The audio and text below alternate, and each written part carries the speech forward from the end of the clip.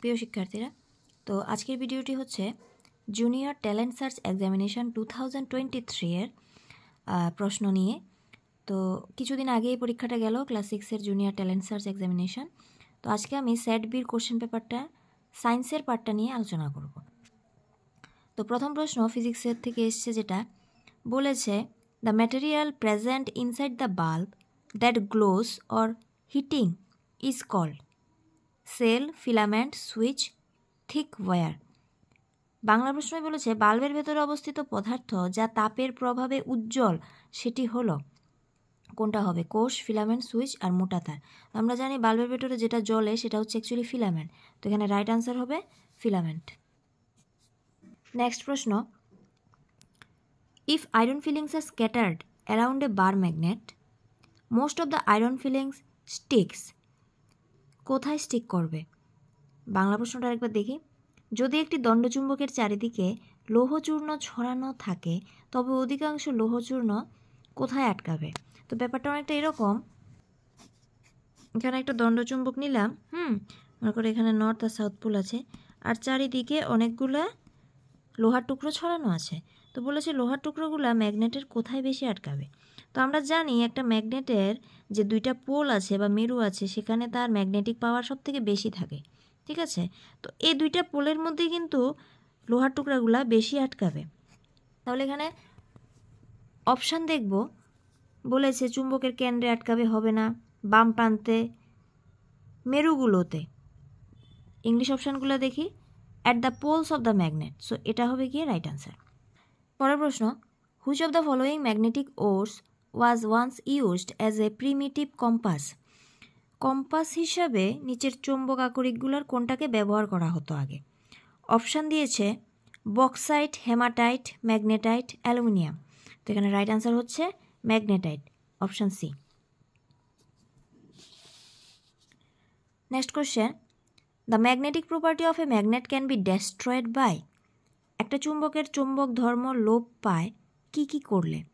প্রথমটা আছে হ্যামারিং, মানে হাতুড়ি দিয়ে বাড়ি দেওয়া, হিটিং, উত্তপ্ত করা, ড্রপিং, উপর থেকে ফেলে দেওয়া, অল অফ দিস। তো আমরা জানি উপরে সবগুলা করলেই কিন্তু চুম্বকের যে প্রপার্টিটা সেটা নষ্ট হয়ে যাবে, তো এখানে এদের সবগুলি হবে রাইট আনসার।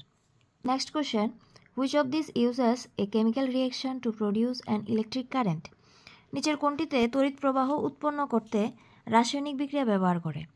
তো এখানে যে অপশানগুলো দিয়েছে ইলেকট্রিক জেনারেটর, বৈদ্যুতিক জেনারেটর, তারপর নির্জল কোষ মানে একটা ড্রাই সেল, উইন্ড মিল, উপরের সবগুলা। তো এখানে উইন্ড মিল তো হবে না, কারণ উইন্ড মিল মানে বায়ুকল, বায়ু দিয়ে চলে। এখানে বলেছে কারেন্টের ব্যাপার আছে, তো বায়ুকল যদি না হয় উপরের সবগুলো অপশান এটাও হবে না, তো সি আর ডি বাদ। এবারে দুইটার মধ্যে আমরা জানি যে ড্রাই সেল যেটা, সেটার মধ্যে কিন্তু কেমিক্যাল রিয়াকশান হয়, ঠিক আছে, এবং ভেতরে কেমিক্যালস থাকে, রাসায়নিক জিনিস থাকে, যেটার সঙ্গে কারেন্ট পাঠালে বিক্রিয়া করে কিন্তু ইলেকট্রিসিটি তৈরি হয়। তো এখানে রাইট আনসার হবে ড্রাই সেল। প্রশ্ন, an electrician wears a rubber glove while doing electrical repairs to. একজন ইলেকট্রিশিয়ান বৈদ্যুতিক মেরামতির সময় হাতে রাবারের গ্লাভস পরে কেন? তো অপশানগুলোর মধ্যে দেখা যাচ্ছে প্রিভেন্ট হিমসেলফ ফ্রম শক, বাংলাতে বলেছে বৈদ্যুতিক শক বা ধাক্কা থেকে নিজেকে রক্ষা করার জন্য, অপশান বি হবে রাইট আনসার। পরের প্রশ্নটা, some electric circuits are shown in the figure in which case the bulb lights up. নিচে কিছু তড়িৎ বর্তনীর ছবি দিয়েছে, কোন ক্ষেত্রে বাল্বটি জ্বলবে? তো আমরা এক এক করে দেখি। প্রথম ছবি যেটা আছে এটার এই জায়গাটায় ফাঁক আছে, তাহলে বাল্বটা জ্বলবে না। ফাঁক থাকলে ব্যাটারি থেকে কারেন্ট এখানে যাবে কি করে? জ্বলবে না। পরেরটার মধ্যে দেখি ব্যাটারির দুই প্রান্ত থেকে তার দুটো গিয়ে বাল্বে লাগার আগে নিজেরা জয়েন হয়ে গেছে এখানে, তার মানে এই বাল্বটাও জ্বলবে না। পরের সার্কিটটাতে দেখি ব্যাটারির দুই প্রান্ত থেকে তার কানেক্ট হয়ে গিয়ে সোজা বাল্বের সাথে লেগেছে, তার মানে এখানে কিন্তু জ্বলবে বাল্ব, ঠিক আছে। পরেরটায় ব্যাটারি থেকে মাত্র একটা বেরোয়েছে, ব্যাটারির আরেক প্রান্ত থেকে কোনো তার যায়নি, এটাও জ্বলবে না কিন্তু, ঠিক আছে। তো এখানে রাইট আনসার হবে option C. Next question, which one of the following statement is correct? নিচের কোন বিবৃতিটি সঠিক? তো প্রথম যেটা বলেছে, a periscope works on the principle of refraction of light. আলোর প্রতিসরণের নীতির উপর পেরিস্কোপ কাজ করে। কথাটা ঠিক নয়, কারণ আলোর প্রতিফলনের উপর মানে রিফ্লেকশন অফ লাইটের উপর পেরিস্কোপ কাজ করে। তাহলে প্রথম অপশানটা হবে না। তারপরে দেখি option B, a broad stream of light consist of a large number of rays. একটা প্রশস্ত আলোর প্রবাহ অনেকগুলো রশ্মি নিয়ে গঠিত। এই বিবৃতিটি কিন্তু সঠিক। কিভাবে? যেমন মনে করো আমরা যখন টর্চ জ্বালাই, টর্চ থেকে যখন লাইটটা বের হয়, লম্বা হয়ে একটা লাইট যখন বের হয়, ওই রেটার মধ্যে কিন্তু ছোট ছোট অনেকগুলা রেস থাকে, মানে ছোট ছোট অনেকগুলা আলোক রশ্মি থাকে। ঠিক আছে, তো এখানে অপশান যে বিটা দিয়েছে এটা কিন্তু রাইট অ্যান্সার। আচ্ছা, অপশান সি আর ডিটাও দেখি। বলেছে সমতল দর্পণ দ্বারা গঠিত প্রতিবিম্ব হয় বড় নতুবা খর্বাকার হয়। ইংলিশে বলেছে image formed by a plane mirror is either enlarge or diminished. কথাটা কিন্তু ঠিক না, কারণ আমরা আমাদের ঘরে যে আয়না আছে, যেখানে আমরা নিজেদের চেহারা দেখি, তো যখন আমরা নিজেদের চেহারা দেখি এটা কি বড় দেখি না ছোট দেখি না সেম দেখি? আমরা সেম দেখি। তো এই অপশানটা হবে না। পরের অপশানটা বলেছে সমতল দর্পণে আমাদের প্রতিবিম্ব সদ্বিম্বের উদাহরণ। আবার image in a plane mirror is an example of real image. তো ওটা রিয়েল ইমেজ হবে না, ওটা ভার্চুয়াল ইমেজ হবে, মানে অসৎবিম্বের একটা উদাহরণ। তো এখানে যেটা রাইট অ্যান্সার হবে সেটা হবে option B. Shalini arranged a torch, a cylinder and a screen. Shalini একটি টর্চ, একটি চোঙ এবং একটি পর্দার ব্যবস্থা করলো। পর্দায় কী ধরনের ছায়া তৈরি হবে? Which type of shadow will be produced on the screen. তো আমরা জানি যে বস্তুর আকার যেরকম হয়, ছায়ার আকারও কিন্তু সেম হয়। তো এখানে বস্তুটাকে চোঙ, তাহলে ছায়ার আকার কীরকম হবে? চোঙের মতোই হবে, মানে সিলিন্ড্রিক্যাল হবে। তো এখানে সিলিন্ড্রিক্যাল অপশান আছে, অপশান বি, এটা হবে right answer, option B. Which of the following characterization is observed in an image formed by a pinhole camera. Pinhole camera দ্বারা সৃষ্ট প্রতিবিম্বের ক্ষেত্রে কোন বৈশিষ্ট্যটি লক্ষ্য করা যায়? তো এখানে অপশান দিয়েছে virtual image and erect, real image erect, virtual inverted, real inverted. তো একটা জিনিস আমরা জানি যে পিনহোল ক্যামেরাতে কিন্তু উল্টা হয়, ইমেজটা মানে ইনভার্টেড হয়। তাহলে প্রথম দুইটা অপশন তো এমনিতেই হবে না, কারণ ওখানে ইরেক্ট বলেছে, হবে না। এবার নিচের সিআরডির মধ্যে তো পিনহোল ক্যামেরার যে ইমেজ ওটা কিন্তু সদ্বিম্ব হয়, মানে রিয়েল হয়। তো এখানে অপশান ডি যেটা সেটা হবে right answer, real and inverted. Next question, look at the following figures and choose the correct option. এখানে দুইটা ছবি দিয়েছে এক্স আর ওয়াই, ঠিক আছে। আচ্ছা, তারপরে বলেছে নিচে কিছু লাইন দিয়েছে, ছবিগুলোর সাথে মিলিয়ে আমাদের বের করতে হবে কোন লাইনটা কারেক্ট। ছবি দুইটার মধ্যে যদি একটা জিনিস দেখি, প্রথমটার মধ্যে এই জায়গাতে এরকম বেঁকা বেঁকা আছে, মানে সারফেস যেটা, তল যেটা, সেটা সমান নয়, ঠিক আছে, মানে মসৃণ নয়, পালিশ নয়, এটা অমসৃণ তল, এটা রাফ সারফেস। আর এখানে এই তলটা একদম একটা দাগ, মানে এটা হচ্ছে মসৃণ তল, প্লেন সারফেস, স্মুথ সারফেস, ঠিক আছে। আচ্ছা, তো এটা হচ্ছে রাফ সারফেস, এটা হচ্ছে স্মুথ সারফেস। এখানে এদিকে দেখা যাচ্ছে আলোক রশ্মির রে পড়েছে, এভাবে পড়ার পরে সেগুলো রিফ্লেক্ট হয়ে এদিকে বের হয়ে গেছে। এখানের মধ্যে রে পড়েছে তিনটা রে, তারপর তারা তিন দিকে গেছে, ঠিক আছে। এখানে তিনটা ঠিক একই দিকে গেছে। এবার অপশানগুলো দেখি।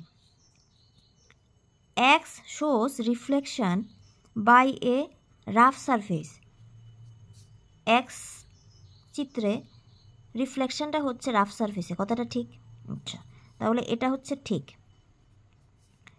তারপরে বলেছে 2 নাম্বারটা পরে দেখব, 3 নাম্বারটা দেখি। Y shows reflection by a smooth surface. Y এর মধ্যে স্মুথ সারফেসে হয়েছে, এটা পালিশ একটা সারফেস, তার মানে 3 নাম্বারটাও ঠিক। আচ্ছা, এবার 2 নাম্বারে আসি। এক shows the phenomenon of regular reflection. আর পরেরটাই বলেছে Y shows the phenomenon of irregular reflection. এবার রেগুলার রিফ্লেকশন কখন হয়, ইরেগুলার রিফ্লেকশন কখন হয় সেটা তোমাকে জানতে হবে। তো মনে রাখবে, যখন সারফেসটা রাফ সারফেস হবে তখন হবে ইরেগুলার রিফ্লেকশন, আর যখন সারফেসটা প্লেন সারফেস হবে তখন হবে রেগুলার রিফ্লেকশন। যখন সারফেসটা রাফ হবে মানে অমসৃণ হবে তখন হবে ইরেগুলার রিফ্লেকশন বা অনিয়মিত প্রতিফলন। যখন সারফেসটা প্লেন সারফেস হবে, মসৃণ হবে, তখন হবে রেগুলার রিফ্লেকশন বা নিয়মিত প্রতিফলন। তো এখানে যেটা দিয়েছে এক্স আমরা জানি কি হয়েছে, রাফ সারফেস, তাহলে কি হবে ইরেগুলার, কিন্তু এখানে বলেছে রেগুলার হয়েছে, তাহলে এটা সঠিক নয়। পরেরটাই বলেছে ওয়াই, এটা আমরা জানি কি প্লেন হলে এখানে রেগুলার হওয়ার কথা, কিন্তু এখানে দিয়েছে ইরেগুলার, তাহলে এটাও ভুল। তাহলে 2 আর 4 ভুল, 1 আর 3 রাইট। এবার নিচের অপশান দেখো 1 আর 3 কোথায় আছে, এটা হবে রাইট অ্যান্সার। আশা করি বোঝা গেছে। Next question, which of the following types of motions are possessed by a football rolling on the ground. ভূমিতে ঘূর্ণায়মান একটি ফুটবল নিম্নোক্ত কোন কোন গতিতে থাকতে পারে। তো যখন একটা ফুটবলকে লাথি দিয়ে মারা হয় তখন ফুটবলটা কিন্তু নিজের মধ্যেও এভাবে ঘুরতে থাকে, প্লাস সে সোজা পথেও যেতে থাকে। তো সোজা গেলে আমরা সেটাকে বলি অবশ্যই কি রেক্টিলিনিয়ার, ঠিক আছে। আর নিজের মধ্যেও এভাবে ঘুরতে থাকে তখন সেটাকে আমরা বলছি রোটেশনাল, ঠিক আছে। তাহলে 1 আর 2 হবে রাইট, বাকিগুলো ভুল। তো এখানে 1 আর 2 কোথায় আছে, অপশান এতে, তাহলে এটা হবে right answer. Next question, in circular motion, বৃত্তীয় গতির ক্ষেত্রে নিচের কোনটা রাইট। তো এখানে বলেছে direction of motion is fixed, গতির অভিমুখ নির্দিষ্ট থাকবে। Direction of motion changes continuously, acceleration is 0, velocity is constant. তো এখানে কথা হচ্ছে সার্কুলার মোশনের মধ্যে কোনো একটা বস্তু এভাবে ঘুরতে থাকে সারাক্ষণ, ঠিক আছে। তাহলে যখন সে এখানে থাকবে তার ডিরেকশানটা কোন দিকে থাকবে, এদিকে। যখন সে এখানে থাকবে তার ডিরেকশানটা কোন দিকে থাকবে, এখানে। যখন সে এদিকে থাকবে তার ডিরেকশানটা কোন দিকে, এখানে। তাহলে তার ডিরেকশানটা সবসময় কি চেঞ্জ হচ্ছে কন্টিনিউয়াসলি। তাহলে আনসার কোনটা হবে, অপশান বি, অভিমুখ ক্রমাগত পরিবর্তিত হতে থাকবে, ঠিক আছে। Next question, 15 centimetre is equal to, তো কত হবে সেটা বের করতে হবে। তো আমরা জানি 1 সেন্টিমিটার ইকুয়াল টু 10 তাহলে 15 ইকুয়াল টু কত হবে, 15 × 10 মানে 150 next question, what do we use to measure curved lengths, বক্রাকার দৈর্ঘ্য পরিমাপ করার জন্য আমরা কি ব্যবহার করি। মনে করো তোমার কাছে একটা বড় ড্রাম আছে, এখন ড্রামের তুমি যদি এই বেঁকা দৈর্ঘ্যটা সে মাপতে যাও তখন কি দিয়ে মাপবে, তো এখানে রাইট আনসার হবে সুতা।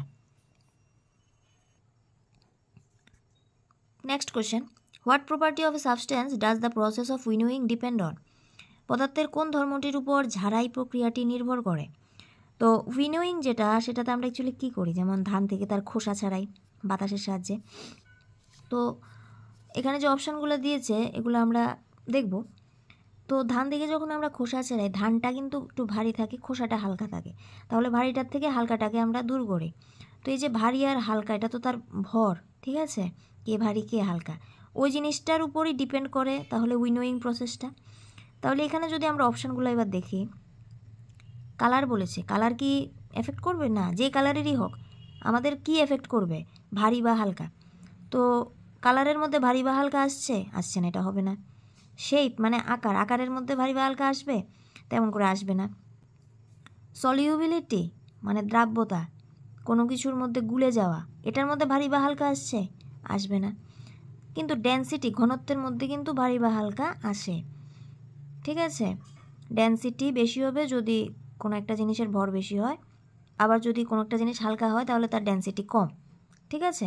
তাহলে এখানে রাইট আনসার হবে ঘনত্ব বা density, option A. Next question, which of the following is a heterogeneous mixture, কোনটি একটি অসমসত্ব মিশ্রণ? এখন অসমসত্ব মিশ্রণ আমরা কাকে বলি? যখন দুইটা জিনিসকে মেশানোর পরেও তারা মিশে না, দুইটা জিনিস আলাদা আলাদা দেখা যায়, তখন আমরা বলি অসমসত্ব মিশ্রণ। যেমন লবণ কিন্তু জলের মধ্যে মিশে যায়, লবণকে আলাদা করে দেখা যায় না, তাহলে এটা হবে না। চিনিও জলের মধ্যে মিশে যায়, আলাদা করে দেখা যায় না, এটাও হবে না। লেবুর রস জলের মধ্যে মিশে যায়, আলাদা করে দেখা যায় না। কিন্তু বালি আর লবণের যে মিশ্রণ, সেটা মিশালেও কিন্তু আলাদা আলাদা বালি আর লবণ কিন্তু দেখা যায়, তাহলে এখানে অসমসত্ব মিশ্রণ হবে অপশান ডি। ঠিক আছে, mixture of sand and salt. Next question, the property of materials to be compressed easily is known as. পদার্থের যে ধর্মের জন্য এটিকে সহজে সংকুচিত করা যায় তাকে বলে নমনীয়তা বা সফটনেস। কোনো একটা জিনিস, যেমন মনে করো স্পঞ্জ, এটা সফট, নরম, তো এটাকে চাপ দিয়ে তুমি সহজে সংকুচিত করতে পারবে, ছোট করে ফেলতে পারবে, কম্প্রেস করতে পারবে। তো এখানে আনসার হবে সি। নেক্সট কোশ্চেন, নিচের কোনটি একটি গ্রিন হাউস গ্যাস? এটা একটা সোজা প্রশ্ন করেছে, গ্রিন হাউস গ্যাস হবে carbon dioxide. Next question, which of the following is water soluble? Sugar জলে গুলে যায়, লবণ জলে গুলে যায়, ভিনিগার সেটাও জলে গুলে যায়, তো এখানে হবে উপরের সবকটি। Next question, the process of conversion of water into water vapour is called. জল থেকে জলীয় বাষ্প রূপান্তরিত হওয়ার পদ্ধতিকে কি বলে? তো এবার দেখো, জল যেটা সেটা কিন্তু লিকুইড, লিকুইড মানে তরল, আর জলীয় বাষ্প যেটা সেটা গ্যাস। এবার লিকুইড তরল থেকে আমরা কখন গ্যাস করতে পারবো? যদি জলকে আমরা হিট দিই, ঠিক আছে, তখনই তো গ্যাস হয়ে যাবে, জলীয় বাষ্প উৎপন্ন হবে। তো এই প্রসেসটাকে আমরা বলি বাষ্পীভবন বা evaporation. Next question, when no more salt dissolves in water at a particular temperature, then the solution at the temperature is called. একটি নির্দিষ্ট উষ্ণতায় যখন জলে আর অতিরিক্ত লবণ দ্রবীভূত হয় না, তখন ওই উষ্ণতায় দ্রবণটিকে কি বলা হয়? তো যখন একটা নির্দিষ্ট উষ্ণতায় জলে আর অতিরিক্ত লবণ গুলবে না, মানে যতটুকু গোলার সেটা গুলে গেছে, আর কিছু গুলবে না, তখন ওই দ্রবণটাকে আমরা বলি সম্পৃক্ত দ্রবণ বা স্যাচুরেটেড সলিউশন। ঠিক আছে, আর যদি এমন হতো প্রশ্নটা যে যখন জলে আরও গুলতে পারে, আরও গুলতে থাকে একটা নির্দিষ্ট উষ্ণতায়, অতিরিক্ত লবণ আরও গুলতে থাকে, দ্রবীভূত হয়, তখন তাকে কি বলে? তখন হতো অসম্পৃক্ত। ঠিক আছে, আর যখন বলেছে যে নির্দিষ্ট উষ্ণতায় জলে আর অতিরিক্ত দ্রবীভূত হয় না লবণ, তখন সেটাকে বলে সম্পৃক্ত দ্রবণ। তো এখানে রাইট আনসার হবে option B. Next question, a mixture of mustard oil and kerosene oil can be separated by. সরিষার তেল এবং কেরোসিনের তেলের একটা মিশ্রণকে পৃথক করার পদ্ধতি কি? তো এখানে যে দুইটা তেল বলেছে, সরিষার তেল আর কেরোসিন তেল, mustard oil and kerosene oil, এই দুইটার মধ্যে ভারী হচ্ছে সরিষার তেল আর হালকা হচ্ছে কেরোসিন তেল। তাহলে এখন এই তেল দুটোকে যদি আমি একসাথে করি, ভারীটা নিচের দিকে থাকবে, হালকাটা উপরের দিকে থাকবে। ঠিক আছে, তাহলে ভারী যেহেতু সরষের তেল, সেটা নিচে থাকবে, কেরোসিন উপরের দিকে থাকবে। তো এবার এই যখন এরকম থাকবে, তখন তাদেরকে আলাদা করার প্রসেসটা কী? তো এখানে রাইট আনসার হবে বিয়োজক ফানেল দ্বারা বা সেপারেটিং ফানেল দ্বারা। তো এটা দিয়ে কি করে হয়? তো এটা হচ্ছে সেপারেটিং ফানেল বা বিয়োজক ফানেল। এখানে কি হয়, যখন আমরা কেরোসিন আর সরষের তেলের মিক্সচারটাকে ঢালবো উপর দিয়ে, যেহেতু কেরোসিন হালকা সেটা উপরে থাকবে, ভারী যেটা সরিষার তেল এটা নিচের দিকে থাকবে, এখানে একটা সুইচের মতো থাকবে। তো সুইচটা যখন আমরা অন করে দেব, সরিষার তেলটা আস্তে করে এখান দিয়ে পড়ে যাবে। সরিষার তেল পড়ে এই লেভেলটা যখন এখানে আসবে, তখন আমরা সুইচটা অফ করে দেব। ঠিক আছে, তাহলে কি হবে, সরিষার তেল নিচে পড়ে যাবে আর ফানেলের মধ্যে তখন শুধু কেরোসিনটা থাকবে। তো এটা হচ্ছে আমাদের সেপারেটিং ফানেল। এটা দিয়ে আমরা সরিষার তেল এবং কেরোসিন তেলের মিশ্রণকে আলাদা করব। নেক্সট কোশ্চেন, একটা তরল ধাতু হলো এ লিকুইড মেটাল ইজ। তো এখানে রাইট আনসার হবে মার্কারি। মার্কারি হচ্ছে লিকুইড মেটাল, যেটা থার্মোমিটারে থাকে। Next question, major part of the air is. বায়ুর সর্বাধিক উপাদানটি হলো, নিচের কোনটা বায়ুতে বেশি পরিমাণে থাকে? এটা হচ্ছে nitrogen, nitrogen gas. Next question, which instrument is used to measure the atmospheric pressure? নিচের কোন যন্ত্রটি বায়ুমণ্ডলীয় চাপ পরিমাপ করতে ব্যবহৃত হয়? আনসার হবে barometer. Option B is the right answer. Next question, which of the following has a fixed shape? নিচের কোনটি নির্দিষ্ট আকৃতি বিশিষ্ট? হ্যাঁ, তো এখানে অক্সিজেন তো গ্যাস, গ্যাসের তো কোনো নির্দিষ্ট আকৃতি নেই, সে তো উঠতে থাকে। দুধ, এটা হচ্ছে লিকুইড, তরল, এটারও কোনো নির্দিষ্ট আকৃতি নেই, যেই বাটিতে রাখলে বাটির আকার হয়ে থাকে, বোতলে রাখলে বোতলের আকার, ঠিক আছে। তো লোহা, নেক্সট অপশান, তো লোহার কিন্তু একটা নির্দিষ্ট আকৃতি আছে, ফিক্সড শেপ আছে, ঠিক আছে। সলিড বা কঠিন বস্তুর নির্দিষ্ট আকৃতি থাকে, এখানে কঠিন কে? লোহা, এটাই হবে right answer. Next question, moving air is called? প্রবহমান বায়ুকে কি বলে? তো যখন বায়ু প্রবহমান বা এয়ার মুভ করছে তখন সেটাকে আমরা বলছি বাতাস বা wind. Next question, A smelly gas is? একটি গন্ধযুক্ত গ্যাস হলো, এখানে রাইট আনসার হবে হাইড্রোজেন সালফাইড। হ্যাঁ, এটা হচ্ছে পচা ডিমের গন্ধযুক্ত। দেখো, তোমাদের যদি কোনো আনসার না জানা থাকে তোমরা এভাবে চিন্তা করতে পারো যে এটার মধ্যে কার্বন ডাইঅক্সাইড, অক্সিজেন, নাইট্রোজেন বাতাসের মধ্যে আছে। হ্যাঁ, তো আমরা যখন শ্বাস নিই আমাদের কি বাতাস গন্ধ লাগে? গন্ধ লাগে না। তাহলে কার্বন ডাইঅক্সাইড, অক্সিজেন, নাইট্রোজেন এগুলো তো বাতাসে আছে, তাহলে এগুলো গন্ধযুক্ত গ্যাস না। তাহলে বাকি কে আছে? Hydrogen sulphide. তাহলে এটা হবে কি রাইট আনসার। এভাবে উল্টো প্রসেসও ভাবতে হবে যদি কোনো আনসার না জানা থাকে। নেক্সট কোশ্চেন, বায়ু হলো একটি মিশ্রণ, মৌল, যৌগ, উপর কোনোটি নয়। Air is a mixture, element, compound, none of this. তো বায়ুতে বিভিন্ন কিছু থাকে, গ্যাস অনেক রকমের থাকে, ধূলিকণা থাকে, ডাস্ট থাকে, অনেক কিছু থাকে। তো এটা হচ্ছে একটা মিক্সচার, মিশ্রণ। Next question, through which of the following process living organisms take in oxygen from air? সজীব বস্তু নিচের কোন শারীরবৃত্তীয় প্রক্রিয়ায় বায়ুমণ্ডলের অক্সিজেন গ্রহণ করে? তো এখানে রাইট আনসার হবে রেসপিরেশন বা শ্বসন ক্রিয়া, এটার মাধ্যমেই কিন্তু অক্সিজেন গ্রহণ করবে। Option C. Next, in human body which of the following forms the outer part of the ear? কানের আমাদের যে বাইরের অংশটা সেটা কি দিয়ে গঠিত? সেটা হচ্ছে তরুণাস্থি বা কার্টিলেজ দ্বারা গঠিত, ঠিক আছে। Next question, Ruma, a student of class 6, came to school today and suddenly fell ill. The doctor said that she should be given some sugary food immediately. Her friends quickly opened their boxes and offered tiffin to her. Which one should she eat?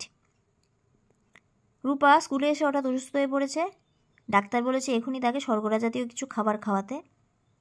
বন্ধুরা ঝটফট tiffin box খুলে যে যার খাবার এগিয়ে দিল, তার কোনটা খাওয়া উচিত? তো এবার টিফিন বক্সের মধ্যে 4টা জিনিস ছিল, সে কোনটা খাবে যদি তাকে সুগারি ফুড বা শর্করা জাতীয় খাদ্য খেতে হয়? প্রথমে আছে ডিম, ডিমের অমলেট, এটা কিন্তু প্রোটিন, হবে না। ডাল পকোড়া, ডাল কিন্তু প্রোটিন, এটাও হবে না। ডাসা আমলকি, আমলকিতে ভিটামিন সি মেইনলি, ঠিক আছে, তো এটাও ঠিক হচ্ছে না। তাকে সুগারি ফুড বা শর্করা জাতীয় বলেছে। বাকি রইল আর একটা সেদ্ধ মিষ্টি আলু, বয়েল সুইট পটেটো, এটা হবে গিয়ে রাইট আনসার। নেক্সট প্রশ্ন, নিচে একটা ছবি দিয়েছে, বলেছে শিশুটার কি রোগ হয়েছে। তো তার পাগুলা দেখতে কিন্তু খুব চিকন চিকন, তার মানে এটা তখনই হয় যখন হাড়গুলা নরম হয়। তো হাড়ের রোগের ক্ষেত্রে কোনটা হবে? রিকেটস, ভিটামিন ডি এর অভাবে রিকেটস হয়। Next question, in which of the following fruits phosphorus is available in more quantity? Phosphorus নিচে উল্লিখিত কোন ফলে বেশি পরিমাণে পাওয়া যায়?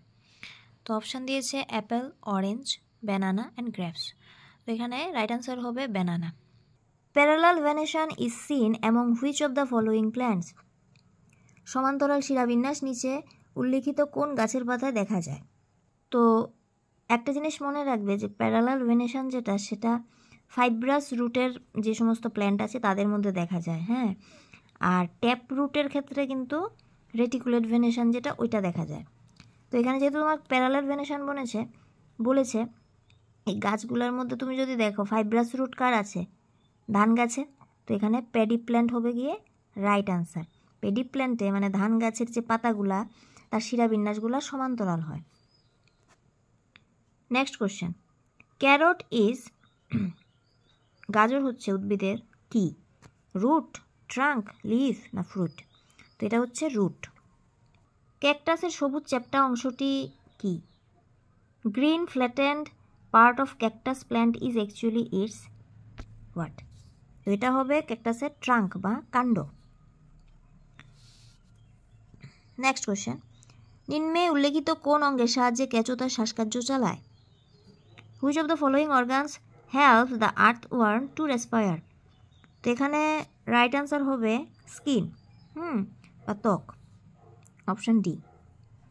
উদ্ভিদের শ্বসন কার্যের ফলে নিচের কোন গ্যাসটি উৎপন্ন হয়? Which of the following gas is produced during the respiration of plant?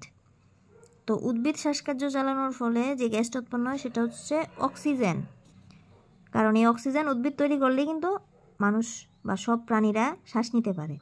তো এখানে হবে oxygen. How does mask help us? Mask কীভাবে আমাদের সাহায্য করে?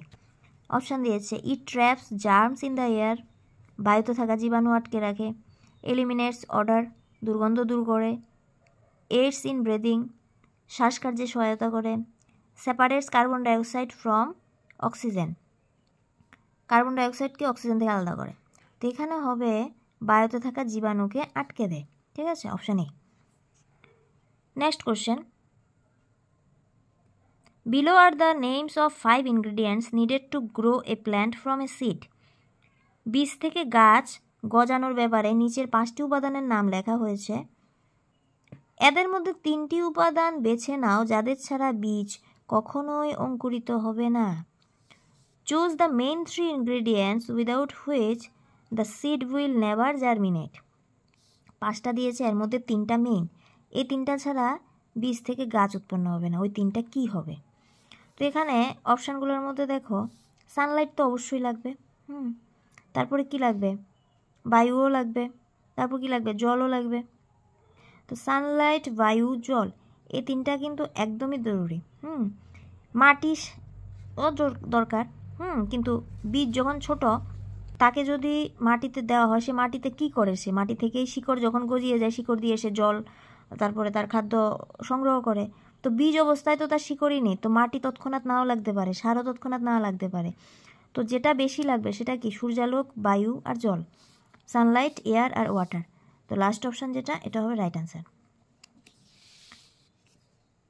Next question, a balanced diet contains the right amount of all nutrients and this two things written below also go together.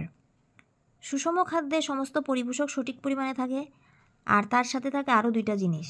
ওই 2টা জিনিস কি? ওই 2টা জিনিস হবে ছিবড়া ও জল, রাফেজ অ্যান্ড ওয়াটার।